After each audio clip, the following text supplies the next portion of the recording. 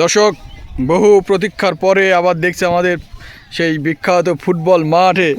ঠিক আছে, অনেক ঝামেলা হয়েছিল, প্রচণ্ড বর্ষা ছিল এবছর, বৃষ্টির পর বৃষ্টি, যার ফলে মাঠের কিন্তু কাজ করাও দুর্বিষয় হয়ে পড়ছিল। অবশেষে বালি এখন আজকে দেখছি ফেলা হচ্ছে। আমার মামুন ভাই রয়েছেন। মামুন ভাই, এবার আপনার কাছে জানতে চাই যে এই মৌসুম প্রায় শেষের দিকে, এখানে আমরা দেখেছি কম বেশি প্রতি বছরই ফুটবল টুর্নামেন্ট হয়, এবার কি এমন হবে আশা আপনার? হ্যাঁ, নিশ্চয়ই এবার বড় আকারে একটা টুর্নামেন্ট ছাড়ার পরিকল্পনা আমরা নিয়েছি। মাঠ ঠিক করার পরে ইনশাল্লাহ বৈঠক হবে, মিটিং করে আমরা একটা বড় খেলার আয়োজন করব। মাশাআল্লাহ, মামুন ভাই বলছেন এবার একটা সুন্দর টুর্নামেন্ট হবে, সুতরাং আমরা অপেক্ষামান, ভালো একটা ফুটবল টুর্নামেন্ট হবে। বিদেশ থেকে মানুষ এত দ্রুত চলে আসবে, আমার তারিক মামাকে দেখছে ক্যামেরায়, আমি তো অবাক।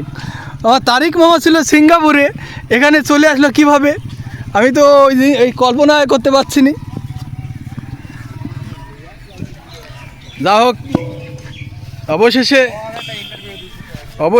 অবশেষে মানে দীর্ঘ প্রতীক্ষার অবসান হলো।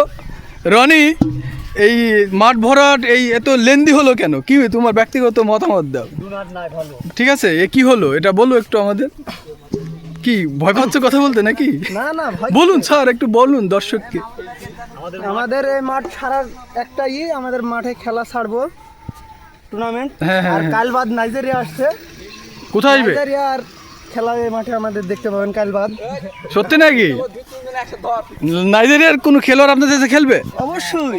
মাশাআল্লাহ মাশাআল্লাহ, ঐতিহ্য নাইজেরিয়া আছে। মাসুদ মামা বর্তমান জামানায় গাজীপুরের ফুটবলারদের এখন মানে একজন অন্যতম খেলোয়াড় আমাদের এই ভাগ্নে। এই তোমাদের এই মাঠ ভরাটের দেরি হচ্ছে কেন? মামা, আমাদের অনেক মানে প্রতীক্ষার শেষে আমরা মনে করবেন যে মানুষজন না পাওয়ার কারণে আমরা খেলোয়াড়রা ঘুম কামাই করে আজকে আমরা ফুটবলকে ভালোবাসি বলে আজকে মাঠে চলে এসেছি। অবশ্যই আমাদের মাঠটাকে সুন্দর, মানে আমরা সবুজ শ্যামলা পরিবেশে আবার ফিরে আসতে চাই খেলার মাধ্যমে। মানে সবসময় খেলার মধ্যে থাকতে চাও? অবশ্যই, এই কারণেই তো দেখেন না কি তোমাদের যিনি প্রেসিডেন্ট অনারেবল আমার শ্রদ্ধেয় বড় ভাই রিপন আলী ভাই বলেছেন উনি নাকি লক্ষ টাকার টুর্নামেন্ট ছাড়বে, আমার সামনে ওই কথা বলেছেন উনি। অবশ্যই, তো এই মাঠ ভরাটের কাজ শেষে নাকি বৈঠক হবে এবং লক্ষ টাকার ফুটবল হবে, মানে সর্বনিম্ন লক্ষ টাকা, তিনি আমাকে এইভাবে বলেছেন। কিন্তু তারিক মামা, তুমি মানে বাংলাদেশি কেন, আমার এটা তো বুঝতে পারছি না। আমি তো পুরো অবাক যে কিরে তারিক আবার এখানে কিভাবে চলে আসলো, সে সিঙ্গাপুরে গেল। আরে আপনি কালকে বাদ দিয়ে পরশু দিন আসবেন, দেখবেন এই মাঠে আমাদের একটা নাইজেরিয়াকে দেখতে পাবেন। নাইজেরিয়া, ঠিক আছে। তিনটি